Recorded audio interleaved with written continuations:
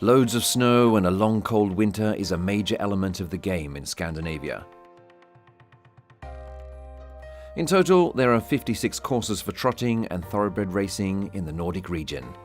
35 of these courses are in Sweden, while Norway has 12 and Denmark 9. Trotting is by far the most dominant sport, with 51 courses dedicated to the event out of the 56. So only 5 venues are dedicated to thoroughbred racing, including one in Norway. This is Øvrevoll Racetrack in Oslo, Norway. This is where I learned to ride at a young age, and I grew up here. The racing in Scandinavia is one big family. Everyone's very close, and there's 5 racetracks in Scandinavia. There's high quality of racing, and it's a good standard of racing, good competition, and everyone holds it together. The racehorses compete mainly in Scandinavia. However, a handful of horses do go to Germany, the UK and Dubai during the winter months.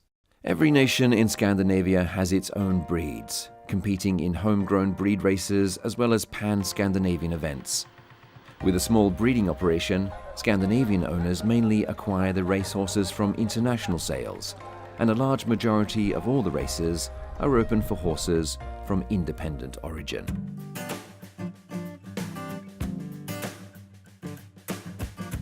The property is 325,000 square meters and was bought in 1930.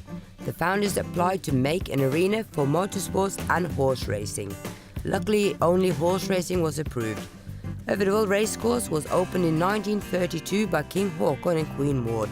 During the German occupation, horse racing was the only sporting event permitted, and a record of 14,000 visited the racecourse on the opening day in 1942. There was a new record set in 1955. Everyone had read about Pete Townsend's affair with Princess Margaret, and when he arrived to the racetrack in a helicopter, a huge crowd consisting mostly of women welcomed him. He came to Norway to ride an amateur race, and he won his race. The biggest race of the day was won by young Lester Piggott. All races were run on turf until 1984, when the wood chip racecourse was built. Later the wood chip was replaced with sand. The biggest day of the year is our Derby Day, held in the end of August every year. The event grows bigger every year, and the hat parade is unfortunately almost as popular as the race. In 2017 we had the first ever female jockey winning the Norwegian Derby. This gave us a big boost in the national press. It was a very popular win.